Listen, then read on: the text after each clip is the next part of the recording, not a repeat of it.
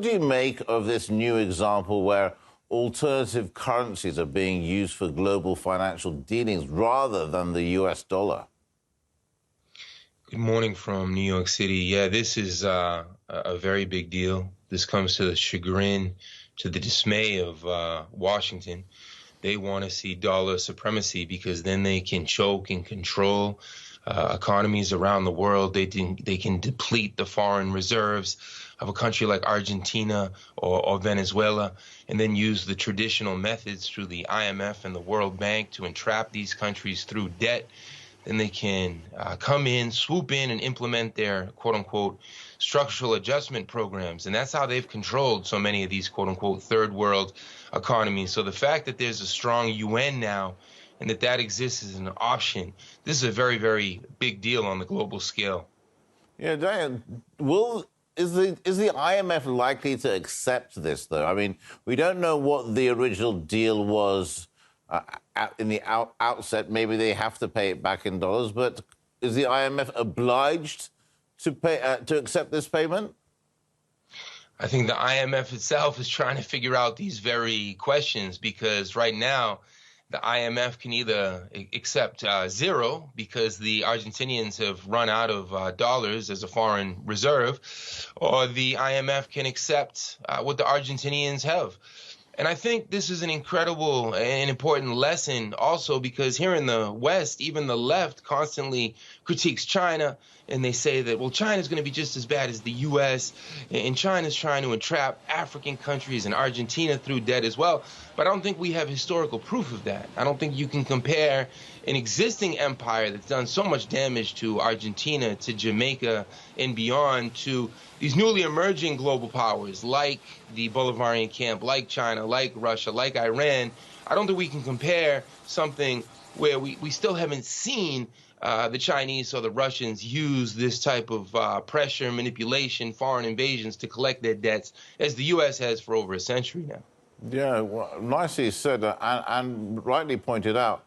But when we look at the Chinese currency, if it's going to be increasingly used in international trade transactions, how does Beijing benefit from it? Beijing benefits because they can come in and play a new economic role that before no other country in the world could use, because the U.S. and the G7 nations, the exploiter, oppressor countries, were able to monopolize loans. All of these countries were cash strapped. Now, if you look at a Brazil, if you look at a Uruguay, if you look at a Ecuador, and even in Portugal, even in European countries, they're pivoting towards Asia. They're pivoting towards China, the largest market in the world, some 1.4 billion people. So this is throwing a wrench into the unipolar designs of the U.S. government, who for so long has been accustomed to dominating these countries. Now these countries have a backdoor exit through the Chinese, through the Russians, and this is the changing face of the global order, so that now we can speak of a truly multipolar order that is emerging. It's not just on the horizon, it's actually concretely emerging, as we can see in Argentina right now. Yeah, true. It's one definitely to think about, but we're not really looking at the end of the greenback, are we? I mean, they're not going to just be able to change currency from Chinese yuan from the US dollar.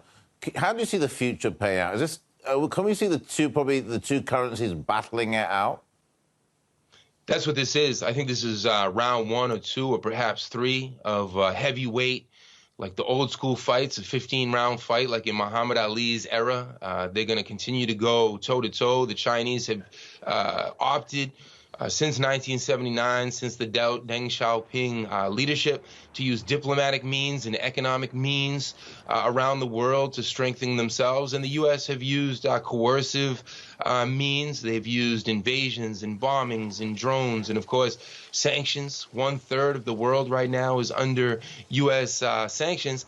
So I think the Chinese soft power model is the new model for the world. Many countries are seeing this as a credible option. Now, of course, the West this is a overall a war of information, a communicational war, and a media war. And they're going to continue to attack the Chinese and try to paint the Chinese as the avaricious and arrogant ones when they're pointing the finger when they themselves live in a glass house and have been guilty of all these crimes they're accusing the Chinese of. And up to this point, I've never seen the Chinese use blockades or bombings. When have the Chinese ever bombed Zambia or Zimbabwe or Mozambique or South America? So right now, I think the truth in history is on the side of the Chinese. Indeed, it's looking very interesting. If I could just end our conversation, we've got a couple of minutes left here.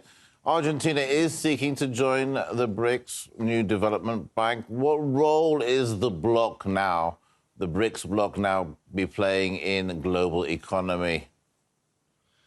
The BRICS became refortified on October 30th when Lula again won the presidency in Brasilia.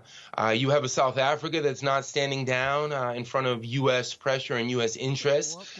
We saw the South Africans invite the Russian leadership and say that they know who the true usurpers are of African destiny, and they want to recover their natural resources and their monetary independence. So they're pivoting more towards the Russians. We see Saudi Arabia playing a brand new role as almost a type of, I don't want to say peacemaker after all the damage the Saudis have done in the Middle East, but the fact that the Saudis are now in dialogue with the Iranians and with the Syrians. I mean, this was the quote-unquote axis of evil. The U.S. was pursuing more world wars against these countries. So the fact that their main neo-colonial base outside of Zionism or Israel in the Middle East, Saudi Arabia has now done a full pivot towards a more multipolar world. This is also throwing a wrench in their plans. So we see everything is on the move. Everything is in flux. I think Washington right now, frankly, is confronted with a whole new reality.